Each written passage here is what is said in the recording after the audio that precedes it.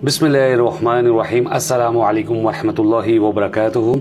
बहुत ही प्यारी हदीस लेकर मैं आप लोगों की खिदमत में हाजिर हुआ हूँ। अक्सर इस हदीस को मैं सुनाया करता हूँ, सही बुखारी की हदीस नंबर 608। वो हदीस क्या है?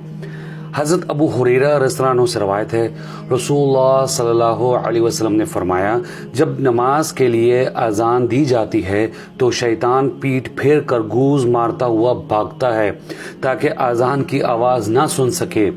जब अजान पूरी हो जाती है तो वापस आ जाता है। फिर जब नमाज के लिए इकामत कही जाती है तो दोबारा पीठ देख कर भाग निकलता है, और जब इकामत ख़त्म हो जाती है तो फिर सामने आता है ताकि नमाजी और उसके दिल में वसवसे डाले और कहता है, ये बात याद कर, वो बात याद कर। यानी वो बातें जो नमाजी भूल गया था उन्हें याद दिलाता है। हत्ता कि नमाजी भूल जाता है कि उसने किस कदर नमाज पढ़ी है। जी नाज़रीन, आपने देखा शैतान जो है ये खुला दुश्मन है हमारा। ये हर वक्त अपनी ड्यूटी पे लगा रहता है।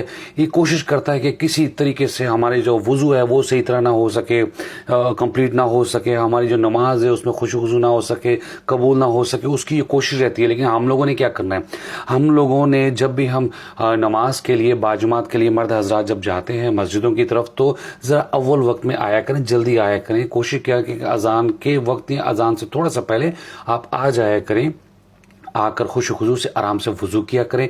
मस्जिद में दाखिल होकर दाएं पाँव अंदर रखा करें, उसकी दुआ पढ़ा के अल्लाहुम्मा अफ़्तह ली अब्वाब रहमतिका। उसके बाद आप 2 नफल तहियतुल मस्जिद पढ़ लिया करें। अगर टाइम हो तो 2 नफल तहियतुल वज़ू पढ़ लिया करें। उसके बाद जितनी इस्तिताअत हो आप सुन्नतें पढ़ें, आप नवाफिल पढ़ें, आप कुरान पढ़ें, जितनी आपकी तौफीक है, जितनी इस्तिताअत है।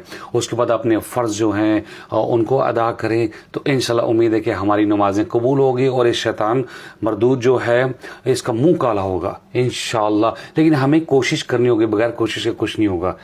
उम्मीद करता हूँ कि आज के बाद से आप लोग इन चीज़ों का ध्यान रखेंगे। अल्लाह ताला कहने वाले को भी तौफीक दे। अस्सलामु अलैकुम वरहमतुल्लाहि वबरकातुहू।